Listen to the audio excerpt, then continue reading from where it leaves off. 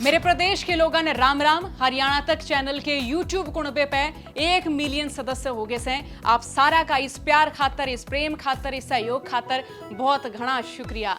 BJP को सत्ता से बेदखल करने के लिए देश की बड़ी 28 पार्टियों ने एकजुट होकर इंडिया महागठबंधन बनाया। शुरुआती तौर पर खबरें रही कि इस महागठबंधन में रीजनल पार्टियां भी शामिल होंगी। कई दिन पहले तक यह खबर रही कि हरियाणा से इनेलो पार्टी और पंजाब से अकाली दल इस महागठबंधन में शामिल होगा, लेकिन तस्वीर कुछ और ही नजर आई। मुंबई की इंडिया महागठबंधन की बैठक में इनेलो को न्योता नहीं मिला।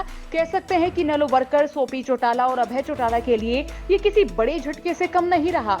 अभय चौटाला इनेलो की साल 2024 में सरकार बनाने के लक्ष्य से परिवर्तन पदयात्रा कर रहे हैं और फिलहाल मिली तस्वीरों से ये कह सकते हैं कि उन्हें इस यात्रा का मन मुताबिक समर्थन नहीं मिल रहा है। अब अभय चौटाला हर कीमत पर हाशिए पर खड़ी इनेलो पार्टी को संजीवनी देना चाहते हैं, तो उनके लिए इंडिया महागठबंधन में शामिल होना बेहद जरूरी माना जाए। ये भी कह सकते हैं कि अगर साल 2024 में इनेलो की परफॉर्मेंस कमजोर रहती है तो इनेलो को दोबारा खड़ा करना बेहद ही मुश्किल होगा। तो कह सकते हैं कि अभय चौटाला फिलहाल ना सही लेकिन अगली महागठबंधन की बैठक का इंतजार कर रहे हैं और वे चाहेंगे कि हर हाल में इंडिया महागठबंधन का हिस्सा बने।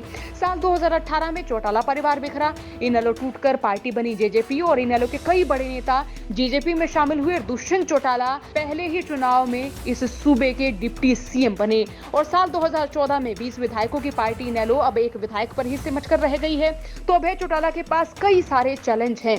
तो अब कांग्रेस की दावेदारी की बात करें तो कांग्रेस की दावेदारी भी मजबूत नजर आ रही है। ये सवाल लगातार बरकरार रहा कि क्या इनेलो पार्टी और कांग्रेस का गठबंधन हो सकता है, लेकिन इस बाबत भी भूपेंद्र हुड्डा कहते नजर आए हैं कि ऐसा नहीं होगा।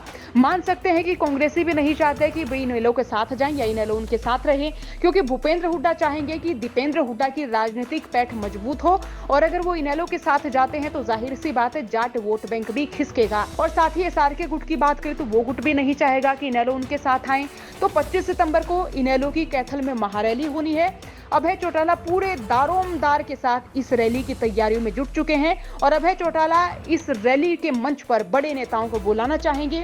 ये भी मान लें कि भले ही इंडिया महागठबंधन का इनेलो पार्ट ना बने, लेकिन वो बड़े नेताओं को अपने मंच पर बुलाकर ये जरूर दिखाना चाहेंगे कि दूसरी पार्टियों के बड़े नेताओं का आज भी उनको साथ है, आज भी उनके साथ उनका व्यवहार बना हुआ है। बात अगर इस महागठबंधन की करें तो शायद दूसरी पार्टियों को भी लग रहा है कि इनेलो में उतनी मजबूती नहीं बची है, इतना जन समर्थन नहीं बचा है, तो इसलिए इनेलो को शामिल करना उनके लिए फायदेमंद नहीं माना जा रहा है।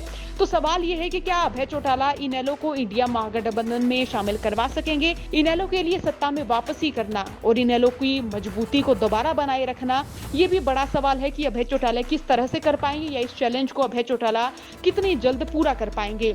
सवाल ये भी बना हुआ है कि नीतीश कुमार, तेजस्वी, अखिलेश यादव, फारूक अब्दुल्ला जैसे करीबी नेताओं के साथ अभय चौटाला इंडिया महागठबंधन का हिस्सा बन सकेंगे। तस्वीर इनेलो के लिए और अभय चौटाला के लिए बेहद चैलेंजिंग नजर आ रही है।